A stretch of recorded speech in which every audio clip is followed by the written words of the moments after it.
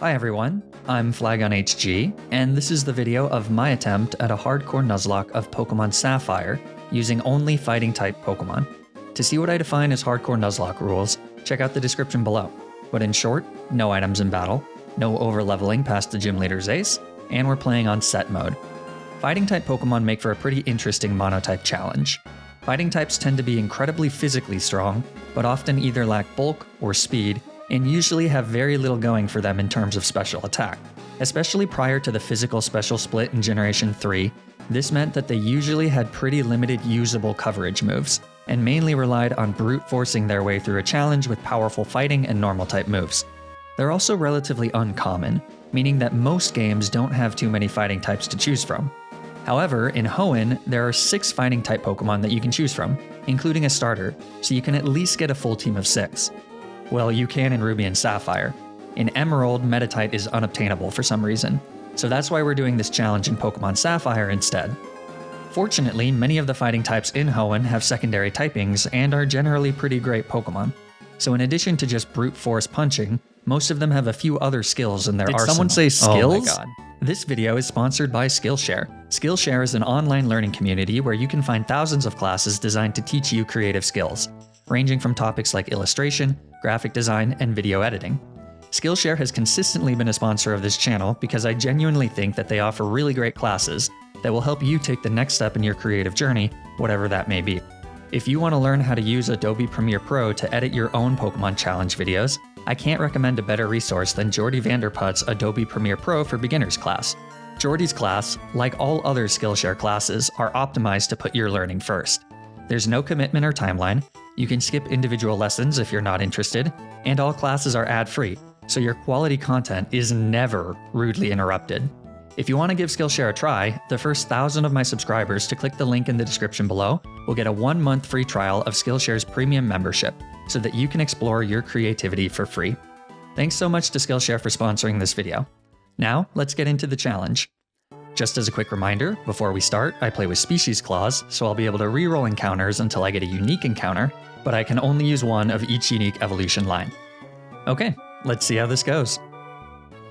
I start the challenge by choosing my starter. I pick Torchic, who will evolve into the firefighting type Combusken. I name her Marla Singer, and the journey begins. It isn't too much time until I get my next encounter, a Shroomish in Petalburg Woods. I name him Raymond. Raymond will eventually evolve into the grass-fighting type Breloom. Now unfortunately, neither Marla nor Raymond will evolve into a fighting type before the first gym leader. I could technically get a Makuhita by trading it for a Slackoth, but my general rule for in-game trades is that you need to be able to catch the Pokemon that you trade. Since Slackoth isn't a fighting type, it's off limits for me. Instead, I decide to just take on Roxanne with Raymond. Since he's a grass type, this is pretty easy, and Roxanne goes down without too much trouble, and we get the first gym badge. I am Jack's Tepid Optimism. Now with the new level cap, Marla is able to evolve into Combusken, finally granting us a fighting type. And since I now do have a fighting type, Raymond will be off limits for major fights until he evolves into a fighting type himself. After recovering a Devoncorp employee's stolen goods, I meet Daddy Stone. Mistaking me for a child-sized postman, he asks me to deliver a letter to his son in Granite Cave. Along the way, I catch my third encounter, a Makuhita. I name the big moosey Bob. Bob has thick fat instead of guts, which is nice for the Flannery fight, but significantly worse in every other instance. Bummer. After that, we find Steven alone in the depths of Granite Cave. Steven, with his handsome silver hair and perfectly pressed suit, was the spitting image of what a man should be. He was perfect. With just a few words and a small gift, he had left his impression. After thanking me for delivering his letter, he disappears, leaving me to wonder when our paths will cross again. From here, it's time to fight Brawly, who also uses fighting types. But since he has bulk up, and he gets to use healing items, this is actually a really tough fight for us. He leads Machop, and I lead Marla. I go for a Peck, which does super effective damage into Machop, but then Machop retaliates with a strong Karate Chop. On the next turn, I go for an Ember, thinking that it might do more since Machop has lower special defense, but he hangs on with a Sliver and hits another Karate Chop. This activates our Oranberry, which is my one way of healing since my rules do allow held items. Brawly heals with a Super Potion as I go for more damage with Ember. I hit another Ember to bring him down to a Sliver as Machop gets off another Karate Chop. Then Brawly heals again, and I use another Ember. Now I'm at risk to a crit, but there's no other option here. I click Peck, which leaves Machop with a sliver, and then he retaliates with another Karate Chop, which thankfully doesn't crit. So, one more Peck finishes off Machop. Makuhita comes out next, but I'm definitely dead if he attacks, so I switch to Bob. Unfortunately, Makuhita uses Bulk Up as I switch, which is bad.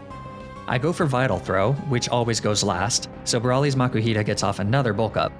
But then Bob hits an insanely clutch critical hit, bypassing Makuhita's Bulk Ups and almost knocking it out in one shot.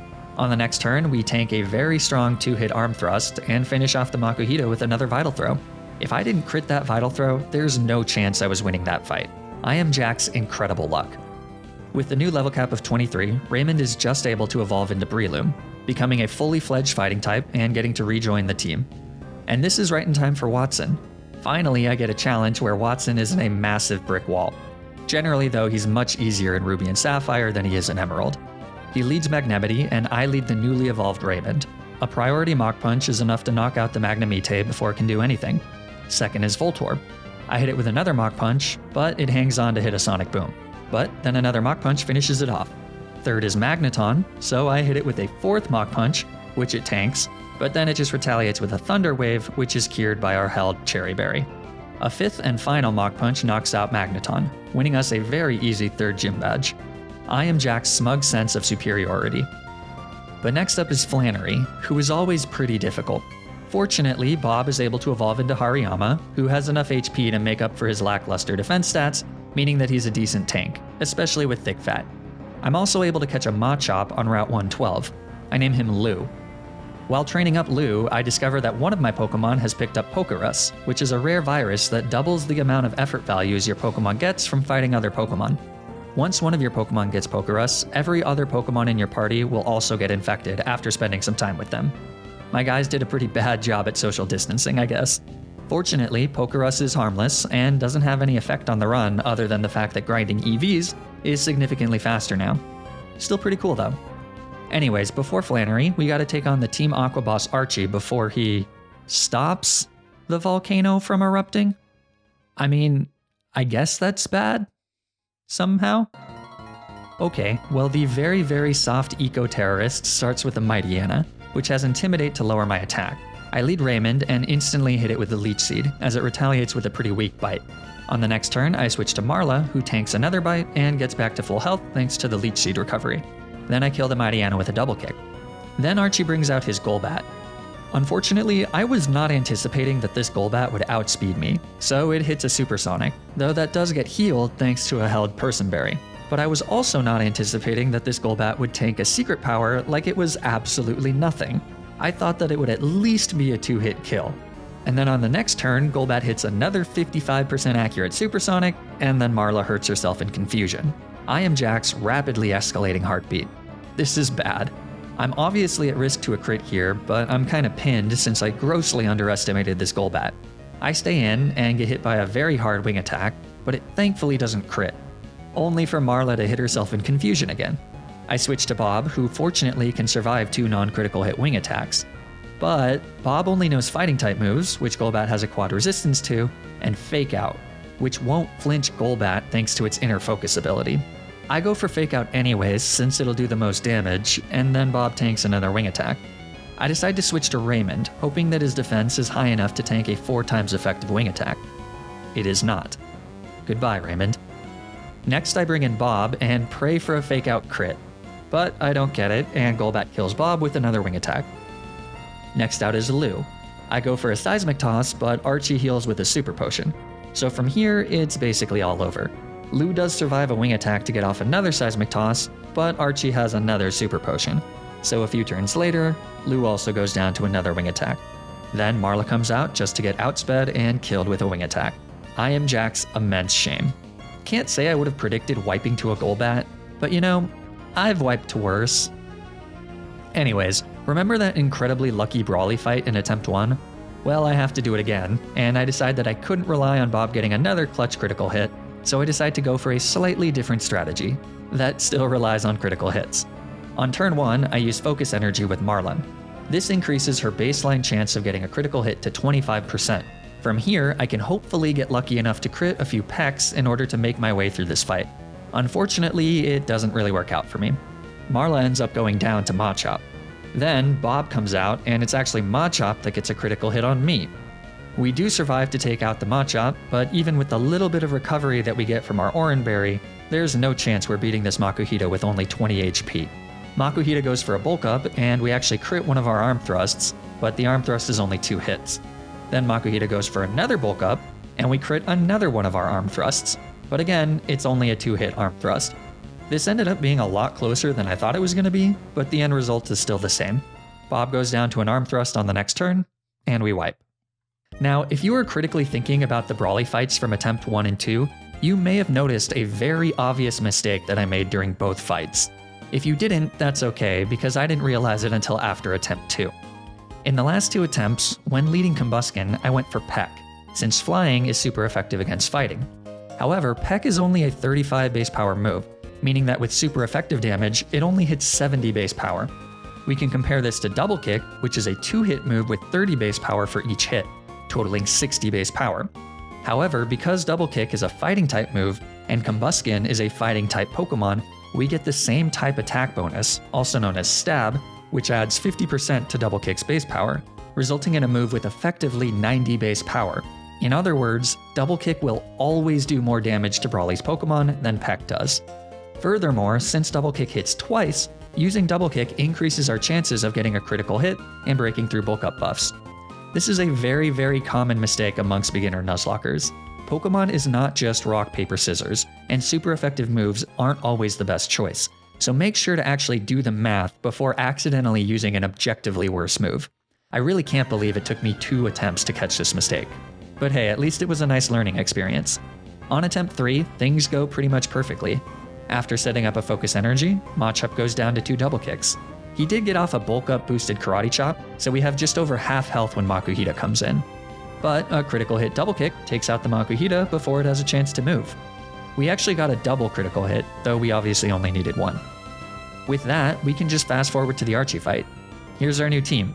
There's no major changes other than Bob actually now has the ability Guts, which is significantly better than Thick Fat in most cases. I've also made sure to give Marla and Raymond attack and speed EVs, and give Bob and Lou HP and attack EVs, so hopefully this will make it a little bit easier. Archie and I lead the same Pokemon. I again go for a Leech Seed, which connects as Mightyena hits a Bite. Then I switch to Marla. Only this time Marla switches in on a Sand attack. Not ideal. So I just switch back to Raymond as Leech Seed slowly drains the Mightyena. Then I switch back to Marla, who gets hit by a critical hit Bite. Again, not ideal, but it's fine thanks to Leech Seed recovery. On the next turn, I use Bulk Up as I take a little bit of damage from Bite. Then I finish off the Mightyena with a Double Kick. Golbat is next. I've taught Marla Rock Tomb, which is a bit scary to rely on since it isn't 100% accurate, but thankfully we outspeed and connect with the Rock Tomb as Golbat retaliates with a non-critical hit Wing attack. From here, Archie tries to heal up with a few Super Potions, but Secret Powers do more than enough to finish off the Golbat a few turns later. Last is Sharpedo, but this thing has a truly atrocious moveset. I switch to Raymond as it goes for a Focus Energy, and then a Mach Punch knocks it out, winning us the battle and getting us our furthest attempt. I am Jack's glowing pride. After this, Lou evolves into Machoke, and then it's time to take on Flannery. I don't have a flawless strategy for this, but barring some terrible RNG, I should be okay.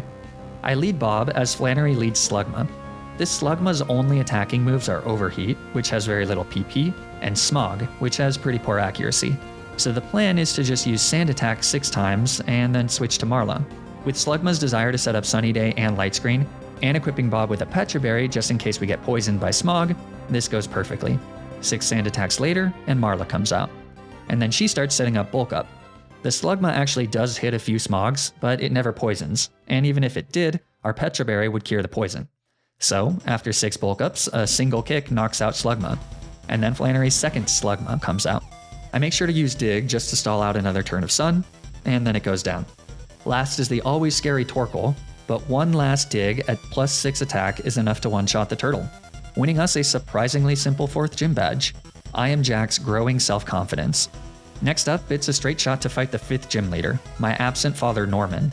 The fight begins by Norman leading the first of his 2 Slakings as I lead Bob, who has been pre-poisoned so that his Guts ability gives him an attack boost.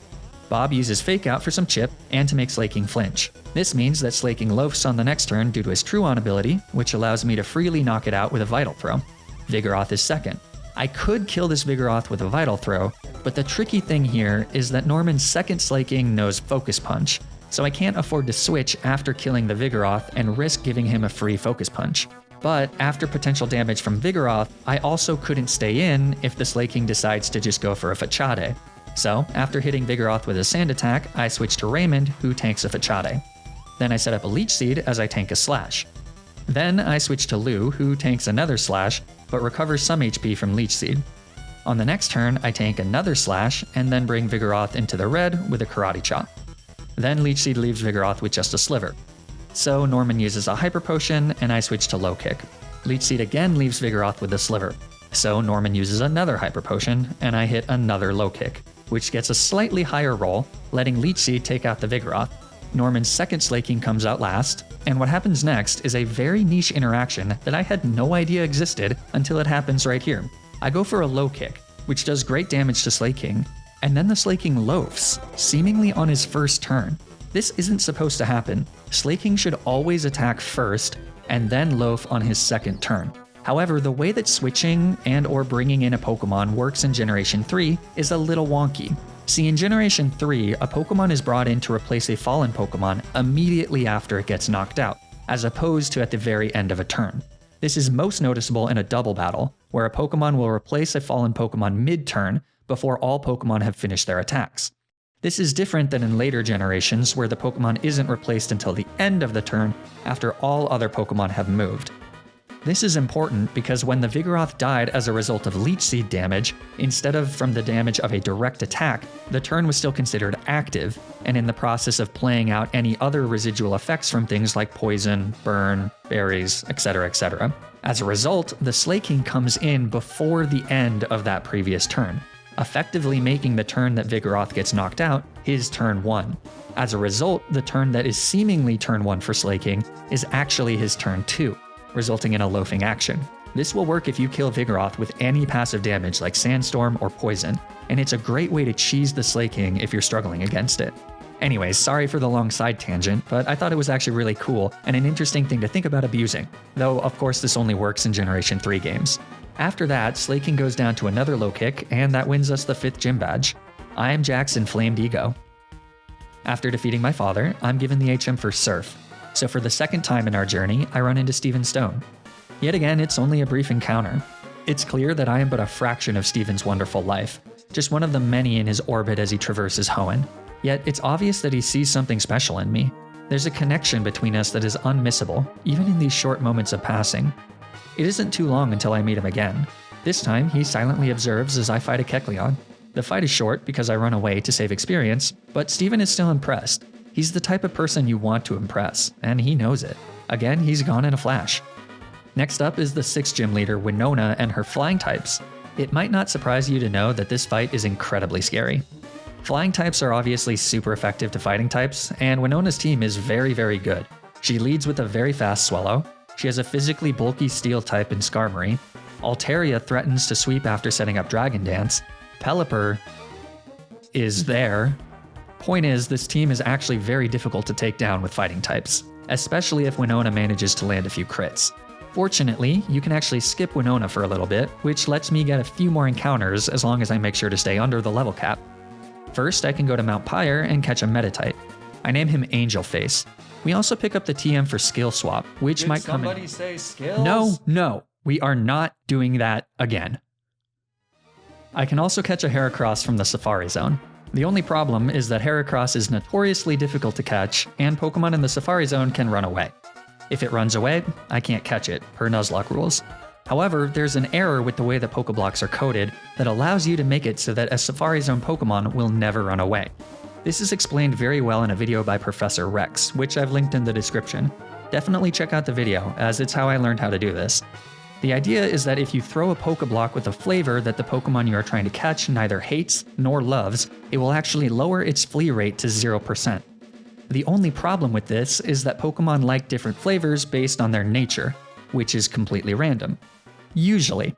See, if you put a Pokeblock in a Pokeblock feeder, Pokemon near the Pokeblock feeder will be guaranteed to have one of a select few natures depending on the type of Pokéblock you use. For example, if I put a pink Pokéblock in the Pokéblock feeder, there is an 83.25% chance that the resulting Pokemon will have a nature that results in it having a neutral reaction to a spicy Pokéblock. So, I load up my pink Pokéblock, encounter a Heracross, throw a spicy Pokéblock. Well, 83.25% is not 100%. I guess that means no Heracross. I am Jack's simmering rage. For the record, let me just show you how this is supposed to work 83.25% of the time. I put a pink Pokéblock, encounter a Heracross, throw a spicy Pokéblock, and look, he's curious about the Pokéblock, which means he neither loves it nor hates it. This means that I can now freely throw Pokéblocks and the Heracross will never flee. It does take forever because Heracross has an incredibly low catch rate, but I do eventually do it. Too bad this is my second Heracross, so I can't use him. Okay, now it's time for Winona. She leads Swellow, and I lead a pre-burned Bob so that his Guts ability is activated. Given that the AI in this game loves to abuse accuracy and evasion moves, I'm anticipating that she goes for Double Team here. She does, which lets us knock out the Swellow in one shot with a Vital Throw that never misses. Nice. Second is Skarmory. I was hoping for Pelipper, but oh well. Skarmory knows Sand Attack, so I don't want to switch into an accuracy drop, so I just stay in and go for a Vital Throw. Fortunately, it does over half health thanks to the Guts boost, so on the next turn, I'm able to tank a non-critical hit Aerial Ace and finish it off. Third is Pelipper. This thing loves to use Protect, so I'm hoping for a free switch into Raymond so that I can set up Leech Seed, but it just goes for Aerial Ace. That's not good. The idea was to set up a Leech Seed and then switch to Marla and set up Bulk Ups, but that's looking unlikely now. Retrospectively, I should have probably sacked Raymond here to set up a Leech Seed and get a free switch, but I don't. Instead, I switch to Marla and get hit hard by another Aerial Ace. I go for a Bulk Up, hoping to tank an Aerial Ace with the plus defense, but Pelipper just hits a Water Gun and then Marla goes down. Well, I bring in Bob, who takes some damage from Burn. But after that, he's actually able to outspeed and one-shot the Pelipper with a Guts-boosted Fachade. In hindsight, knowing that Pelipper wouldn't use Protect, and that we outspeed it with Bob, if I had just stayed in, I would have been able to kill the Pelipper and also the Altaria that comes out next, since it's always coded to go for Dragon Dance on turn 1. Unfortunately, because I switched out, and Bob took an extra turn of burn damage when I switched him back in, he dies to burn as Altaria comes out. His name was Robert Paulson. At this point, I've basically accepted defeat. I bring in Lou. Altaria uses Dragon Dance, and then I hit a Secret Power, which paralyzes Altaria. Hold on, this might be possible. On the next turn, I go for an Attract, but Altaria breaks through Attract to set up another Dragon Dance.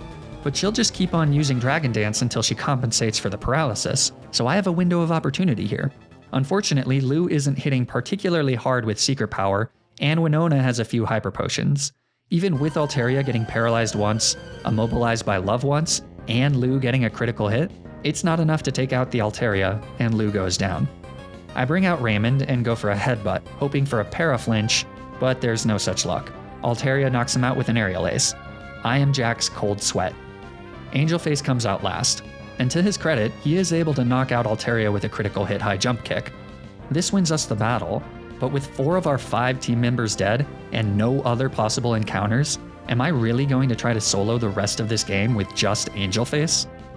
You're goddamn right I'm going to. After all, it's only after we've lost everything that we're free to do anything. It's actually not as difficult to solo the rest of this game with Medicham as you might think it is. Thanks to Pure Power, which doubles Medicham's attack, it's incredibly physically powerful. It's bulky enough to survive a single hit from most Pokemon, and it's pretty speedy. It gets access to both Meditate and Calm Mind by level up for setup. It can deal with Ghost and Psychic types with Shadow Ball, which is physical in Gen 3, and it also has incredible coverage with special moves that can be boosted by Calm Mind in the form of Psychic and the Elemental Punches. So if I had to have only one Pokemon left, I'm glad it's Angel Face. I so desperately want to tell you that I was able to beat the rest of this game with just Angel Face. It would have made for an incredible end to a video. Angel Face triumphantly completing the entire rest of the game after losing all his friends to Winona, but that's not what happened. Rarely is life what we expect or what we want. What's worse is that I got so close. I get all the way to Drake only to low roll an Ice Punch on his Shelgon and miss the KO by 1 HP.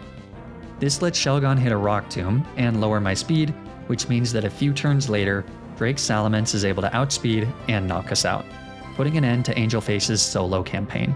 I am Jack's broken heart. This wipe right here is the reason that I didn't have a Nuzlocke challenge for 2 weeks, by the way. Sometimes it's hard to plan for a late game wipe, and it ends up throwing off your whole release schedule. Well, after taking a few days off for a mental break, I decide to tackle this challenge one last time. 2 last times. On attempt 5, I'm able to breeze my way through the first part of the game. Things go pretty smoothly now that I've cracked the Brawly fight, and I go into the Archie fight much more prepared. This time, I actually also intentionally abuse the Truant thing to easily beat Norman. Before Winona, I still make sure to head to Mount Pyre and pick up Angel Face the Meditite, and I take another stab at the Pokeball glitch to catch a Heracross. This time it works perfectly, so I'm able to chuck balls at him until he's caught. I name him Mechanic. And now we've actually got a full team of 6. Here's the new team right before the fight with Winona.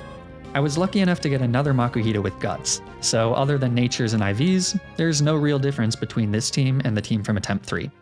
Let's see if these guys fare better against Winona. I again lead Bob, who is pre-poisoned to trigger Guts. I go for a Vital Throw, but this time Swellow doesn't go for double team, but instead goes for an Aerial Ace, which crits for huge damage. Not a great start. Vital Throw finishes off the Swellow, but now Bob is at risk to an Aerial Ace from the Skarmory that comes in. So we gotta switch to Marla, who thankfully dodges a critical hit Aerial Ace. This lets her fire off an Overheat, which thankfully doesn't miss, and knocks out the Skarmory in one shot. Third is Pelipper. I gotta switch to Mechanic here and pray that Pelipper doesn't hit a critical hit Aerial Ace. Fortunately, she doesn't hit a critical hit Aerial Ace, but she does hit a Supersonic, so we can't afford to stay in. I gotta switch to Marla to shake off the confusion. Thankfully, Winona just uses Protect.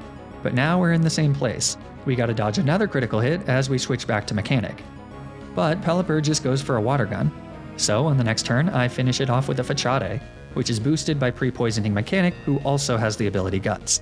Altaria is last, but Mechanic is able to just knock it out with another Fachade. And that wins us a Deathless 6 gym badge. I am Jack's smirking revenge. With that, the largest obstacle of the challenge has been cleared. Marla evolves into Blaziken, and more importantly, Angel Face evolves into Medicham, which I already know can pretty much solo the rest of the game. With a full team of 6 though, it should be even easier. We start with Tate and Liza, who are significantly easier in Ruby and Sapphire than in Emerald, since they only have 2 Pokemon. I lead Angel Face and Bob. Bob uses Fake Out to flinch the Soul Rock, and then a Shadow Ball from Angel Face one-shots the Lunatone.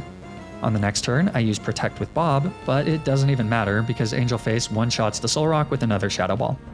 Easy victory. I am Jack's relentless spirit. From here, I visit Steven at his house in Moss Deep City. There's no bed, only some glass displays and a table. It doesn't even look like anyone actually lives here. But who am I to judge Steven?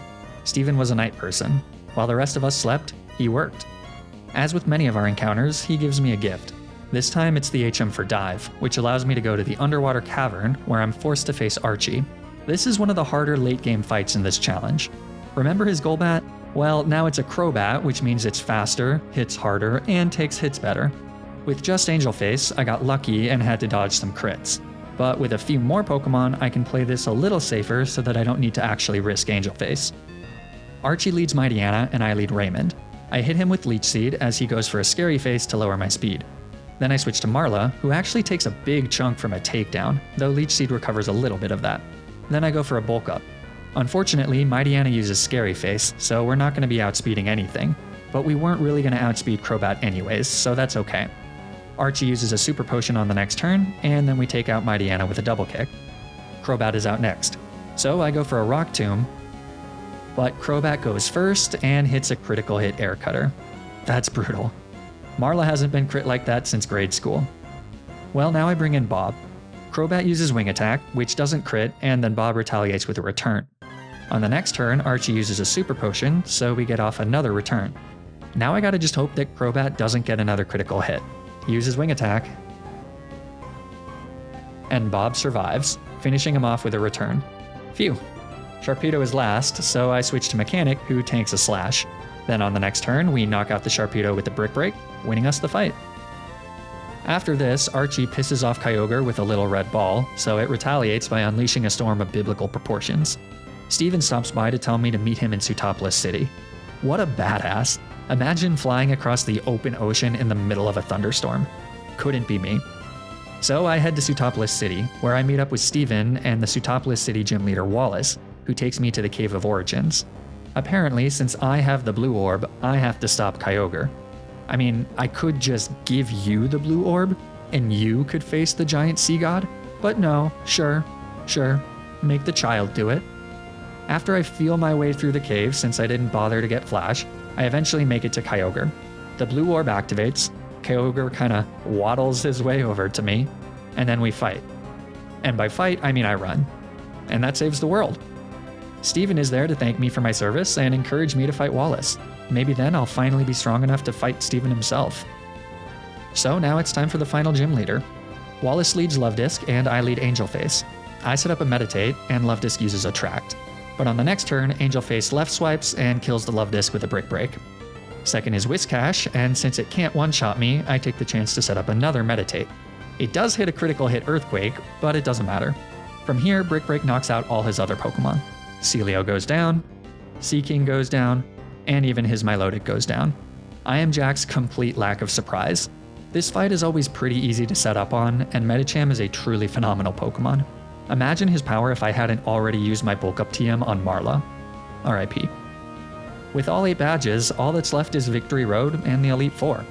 Like a piece of gum stuck on the bottom of my shoe, I'm mildly inconvenienced by having to fight Wally, but Angelface just one-shots all his Pokemon. So here's our final team, leveled up to level 55 to match Drake's Salamence. But this will basically be the Angelface show featuring 4 supporting characters. Let's see if we've got what it takes. First is Sydney. He leads Mightyena and I lead Angelface. Mightyena lowers my attack with Intimidate, but even with the attack drop, Brick Break still one-shot every single one of Sydney's Pokemon. I do wish that the Elite Four was slightly more balanced level-wise in earlier generations. One of the best changes to the Elite Four was in Generation 5, where they let you do them in any order and gave each Elite Four member the same leveled Pokemon. I'm glad they continued that in later generations. Anyways, that's Sydney defeated. I am Jack's total dominance. Second is Phoebe. She's a bit scary since Ghost types hit Angelface for super effective damage. So if she gets a critical hit, we're in trouble. For that reason, I can't really risk setting up on any of her Pokemon. Shadow Balls are able to one-shot her first Dusclops and her first Bayonet, but then Sableye comes out. Sableye tanks a Shadow Ball and then retaliates with its own Shadow Ball, which thankfully doesn't crit. Ironically, we crit our Shadow Ball on the next turn. All that's left is another Bayonet and another Dusclops.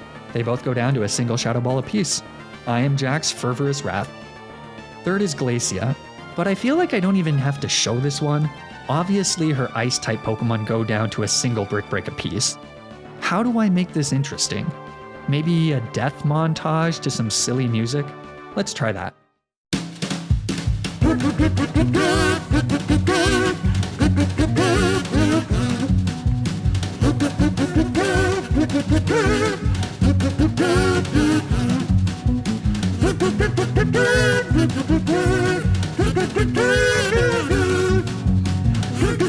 Okay, that's Glacia defeated. I am Jack's complete lack of respect for the dead. Last for the Elite Four is Drake. But I've learned my lesson from Attempt 3, so I'm not going to lead Angelface. Instead, we're just going to first stall the Shelgon out of its Rock Tomb PP. I start by just spamming Protect with Lou. Good job, Lou. You're an important part of the team, Lou. You're not at all completely outclassed by every member of the team, Lou. Yay, Lou. I stall out about 5 of his Rock Tombs before Shelgon seems to be going for different moves. So I switch to Mechanic. And then I start stalling some more. I'm not really sure how the AI is choosing its moves here because they're a little inconsistent, but it doesn't take much longer until Shelgon is completely out of all 10 of his Rock Tomb PP. Next I switch in Raymond, and do the only thing that Raymond ever really does. I set up Leech Seed. Then I switch to the star of the show, Angelface. He takes decent damage from Dragon Claw, but Leech Seed keeps me a little healthier, and I only need 2 Calm Minds to guarantee a kill on this thing. Shelgon actually helps me out by using Protect. From here, it's an Ice Punch sweep, since all of Drake's remaining Pokemon are 4 times weak to Ice-type moves. I mean, the 2 Flagons I understand, but geez, dude. Get some better team members. You could literally get swept by a Lovedisk with Ice Beam. I am Jack's secondhand embarrassment. All that's left now is the champion Steven. The man who time and time again has popped up through my journey. In many ways, he was my guide, my role model, my leader. But it's time for us to take him down. It's time for the final fight of the challenge. So, I enter Steven's chamber. It's not possible. Steven is me? We're the same person? How can this be? This man, is he just a projection of myself? Is he just a metaphor for who I think I want to be? A portrait of male anguish that generations of adolescent men will misconstrue as glorifying a type of behavior, when in fact even the slightest bit of critical thinking would reveal it to be a skewering satirization of toxic masculinity? None of this makes sense, but I don't have much time to figure it out. Because he, or I guess I, am coming at me with everything I've got. The champion leads Machoke, and I lead Angelface. I go for a Calm Mind, but then Machoke uses Swagger. Had I equipped a Person Berry to Angelface like I was supposed to, this would have been an incredibly easy victory. But I forgot, because I'm stupid. So I gotta switch to Raymond as Machoke goes for a free Bulk Up. Then I set up a Leech Seed as Machoke goes for another Bulk Up. This is kinda scary. But fortunately, Raymond comes in absolutely clutch and fires off a massive critical hit Giga Drain, leaving Machoke with a Sliver. Unfortunately, Machoke does retaliate with a Cross Chop, ending Raymond's life and his aspirations to be a veterinarian. His sacrifice won't be in vain though. Angelface comes back out, and Leech Seed finishes off the Machoke. Second for the champion is his own Medicham. I go for a Protect to dodge the Fake Out. Then on the next turn, I knock out Medicham with a Shadow Ball. Third is Hariyama, so I go for another Protect as it also uses Fake Out. Then I go for a Calm Mind as Hariyama hits an Earthquake for a huge chunk of damage. But with that, we've won.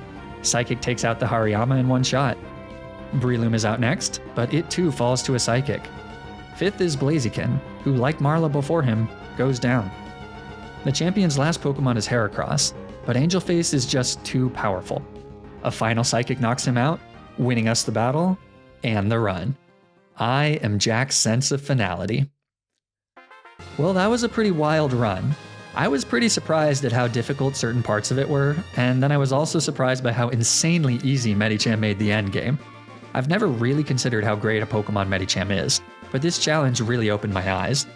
Now obviously that final fight means that this isn't exactly beating Pokemon Sapphire with fighting types, but with a little bit of planning for the Skarmory, I really don't think that Steven the Steel-type trainer would have really been all that difficult for our fighting types. Plus I thought a twist made for a better video. Hopefully you agree and you enjoyed the video, because I had a blast doing the challenge, which was very obviously a reference to David Fincher's Fight Club, if you didn't pick that up. I feel like it's so obvious that it's silly to even mention it, but this is the internet, so you never know. Fight Club is a great movie that you should check out if you haven't seen it already, although I guess I did kinda spoil the ending for you.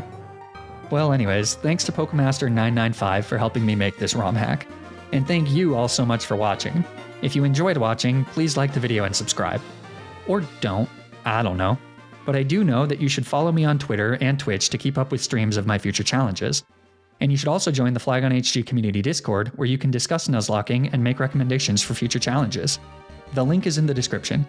Stay tuned for more Nuzlocke videos, and until then, remember to always, always, always play around the critical hit.